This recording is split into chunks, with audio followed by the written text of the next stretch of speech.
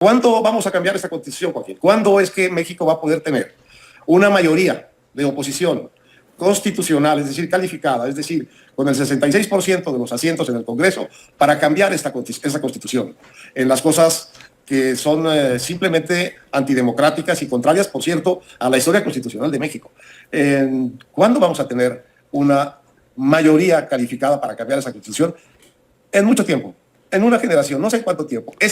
Este régimen constitucional dictatorial, ese sí que llegó para quedarse. A lo creado por López Obrador, en el fondo lo que está diciendo es que quiere hacer verdad estas reformas constitucionales y tener un gobierno, pues, eternamente en manos del partido que gobierna hoy. Iniciamos el día de hoy, amigos y amigas, y vamos a escuchar el lloriqueo que se traen López Dóriga y Héctor Aguilar Camín, que les duele muchísimo que siga y continúe la cuarta transformación, cada vez muchísimo más afianzada, y hay que decirlo, la narrativa va a cambiar. Sabíamos que hace un par de semanas, con la llegada de Marco Rubio, era la misma narrativa, los mismos medios, los mismos tradicionales, no tan tradicionales, los políticos de oposición, priistas y panistas, donde decían el gobierno tenía vínculos con la delincuencia, también mencionaban otras partes que venía Marco Rubio a señalar, a exigir, entre otras cosas, y ayer se les cayó su sueño, su vida de caramelo, su mundo de caramelo, su sueño fantasioso o casi esquizofrénico que tenían en contra del gobierno de la cuarta transformación. Por su parte, va a regresar la narrativa, ya está escuchando con López Dóriga, con Aguilar Camín, seguro mañana lo va a hacer Ciro Gómez Leiva, lo va a hacer Azucena, y van a empezar esa narrativa de que hay un autoritarismo. Hay que decirlo, amigos y amigas, se les olvida que se le dio a la cuarta transformación, ahora sí que el plan C era esa, que tuviera mayoría para hacer los cambios pertinentes, las reformas, sí, claro que por supuesto que sí, a la Carta Magna, para hacer los cambios que necesitaba México. Y al parecer, a los únicos que les duele, a los únicos que les arde, son a los opositores o a estos periodistas que se dicen imparciales. Vamos a escucharlo porque resulta que Aguilar Camín se aventó un nuevo libro que dice que el autoritarismo de López Obrador. Escúchalo, ve el lloriqueo de estos señores, ahorita lo platicamos. ¿Un nuevo libro? Tengo un nuevo libro, sí, que se llama La dictadura germinal. Es un libro que recoge un diario de lo que fui escribiendo a lo largo del gobierno del expresidente López Obrador hasta el mes de diciembre de 2024, con un prólogo nuevo y un epílogo. Es una crónica de algo para mí inesperado, casi día por día. Me sorprende mucho al leer estas crónicas, estas memorias, la sorpresa continua con que López Obrador pues me sorprendía a mí y sorprendía a la República, y al final cómo pudo imponer su diseño, imponer su nueva legalidad, su nueva constitución, Joaquín, quizá lo más importante y duradero de todo su gobierno, pero yo creo que es una constitución para mal de México, porque es una constitución que tiene un fuerte acento autocrático, una concentración enorme de poder en la presidencia, una supresión de la división de poderes para todo efecto práctico, condiciones de prisión preventiva oficiosa que ponen para muchos delitos a muchos mexicanos en la antesala de un estado policial. Y sin embargo, todo esto que está en las leyes todavía no está en la realidad. Por eso digo que es una dictadura germinal, porque ya está inscrito en las leyes, pero no ha bajado a la realidad. Aunque empezamos a ver algunos de sus efectos, por ejemplo, Joaquín, en hay que llamarlo así, la ofensiva gubernamental desde distintos frentes, pues contra la libertad de expresión de muchos colegas nuestros, conocidos, unos admirados, queridos, otros no, pero realmente lo que uno ve en la forma como han tratado a este periodista de Campeche, al que le han incluso puesto un censor para que no escriba, la ofensiva contra Héctor de Mauleón, la ofensiva contra Carla Estrella, por haber puesto tuit. Todo eso son ya como primeros síntomas de que un Estado como el que está regido ahora por esta nueva Constitución puede legalmente, esto es lo importante, suprimir libertades, atentar contra libertades, tener, digamos, una posibilidad de controlar a sus ciudadanos sin que estos tengan capacidad de defenderse. Mucho de esto se confirmó institucional, formalmente este lunes, con la entrada al ejercicio de sus funciones de un poder judicial o de la mitad de un poder judicial, pero empezando por la Suprema Corte, pues que fue electo en una evidente elección fraudulenta, manipulada y minoritaria. y sin embargo tienen ya unos poderes, pues de los poderes constitucionales que tiene el Poder Judicial, un Poder Judicial que si alguna independencia tenía, probablemente la perdió toda. Todavía no vemos ese Poder Judicial actuar, por tanto también es un poder dictatorial, digamos, germinal, pero todas las condiciones, todas las premisas legales, constitucionales, están puestas en México, inscritas en la Constitución y en leyes secundarias para que haya aquí un gobierno dictatorial. Y esto es un poco el tema de mi libro y la narrativa de cómo se fue imponiendo este proyecto del liderato de López Obrador a lo largo de sus años de gobierno y en el primer año de gobierno de la presidenta Sheinbaum. Esto es resultado de las 19 reformas que anunció López Obrador aquel lunes 5 de febrero de 2024 desde el recinto legislativo juarista de Palacio Nacional. No fue a Querétaro al aniversario de la promulgación de la Constitución, pero sí envió esto que es una... Exacto. No quiero hablar de una nueva Constitución, pero sí en muchos temas un nuevo concepto. Desde luego es un nuevo régimen constitucional, es una nueva arquitectura constitucional.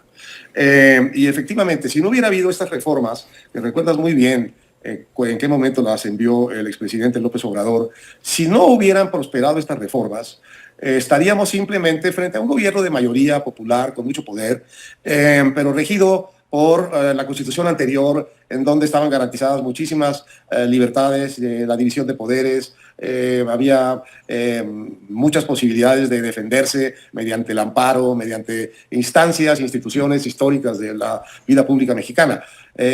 Si eso no se hubiera vuelto constitucional, probablemente estaríamos simplemente ante un gobierno de mayoría que nos gusta o no nos gusta, pero al que podemos sustituir en una elección abierta cuando toquen las elecciones. El tema final de esta recreación o reconstrucción o reinvención constitucional, como hemos visto en estos días, es la reforma electoral, que lo que está claramente planteándose es disminuir el INE, disminuir a los partidos, acabar con el financiamiento, acabar con los plurinominales y hacer prácticamente imposible que les ganes una elección a las actuales fuerzas dominantes del país.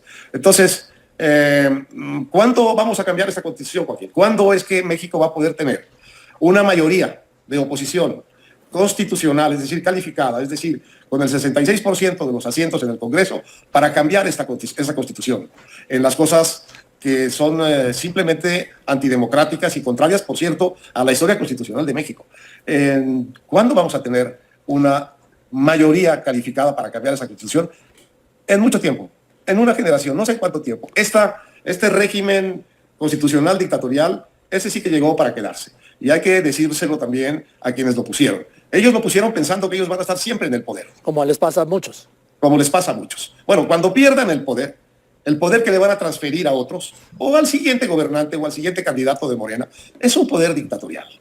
Y yo creo que ellos mismos van a ser víctimas en la cura interna de sus discordias o en el tránsito a otro gobierno, van a ser víctimas de estos poderes inapelables que se han concedido y que están, como digo, solo inscritos todavía en la Constitución, pero en condición de germinar. Y cuando uno oye a la presidenta decir que le quiere poner el segundo piso a lo creado por López Obrador, en el fondo lo que está diciendo es que quiere hacer verdad estas reformas constitucionales y tener un gobierno, pues, eternamente en manos del partido que gobierna hoy. Vamos a ver qué pasa. Bueno, ese fue el proyecto de López Obrador, sueño y proyecto. Desde luego, y realidad constitucional y legal ahora.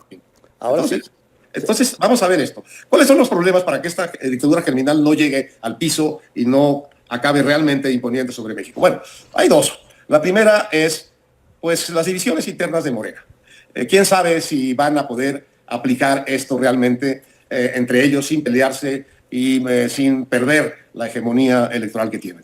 Y luego está la otra tradición histórica mexicana, Joaquín, que es que los mexicanos en general no nos distinguimos porque nos guste cumplir la Constitución ni las leyes. Entonces hay todo ese espacio de la cultura política mexicana en el que lo que está en la Constitución no necesariamente está en la realidad. No hay una correspondencia entre las leyes y los hechos. Más bien hay un abismo o una separación o a veces un abismo.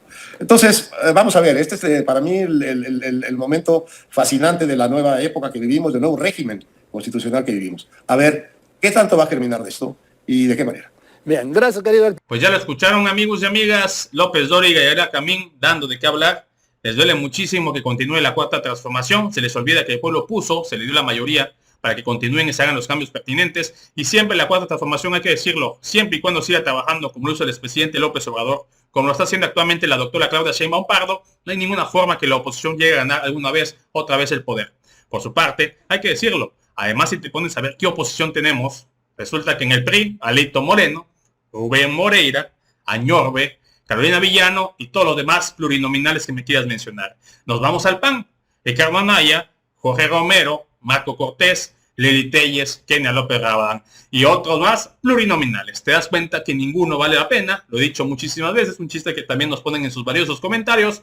En una licuadora, si pudieras meterlos a todos, los juntas y no sale ni uno medio bueno. Todos los vendepatrias, todos entreguistas, todos llorones, y por eso siguen el basurero de la historia. Por su parte, estos periodistas, estos escritores imparciales como Dóriga y Elar Camín, pues resulta que les duele que el pueblo haya mandatado, que al fin se hagan cambios pertinentes, y hay que decirlo. Si se llegase a desviar la cuarta transformación del camino, también se votará por otra oposición, que se niegue una oposición importante, una oposición que valga la pena, pero que de los priistas y panistas no puedes esperar nada, porque recuerdo que casi 100 años gobernaron y jamás hicieron nada por el pueblo mexicano.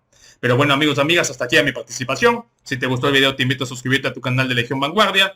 Comparte la información para que más gente se entere de esta noticia y de favor apóyanos con un poderosísimo like, que nos ayuda muchísimo a que YouTube nos recomiende y más gente se entere de esta información que obviamente los chayomeros jamás vas a encontrar. Amigos y amigas, no me queda más que agradecerles por su tiempo, por su poderosísimo espacio y nos vemos en la próxima.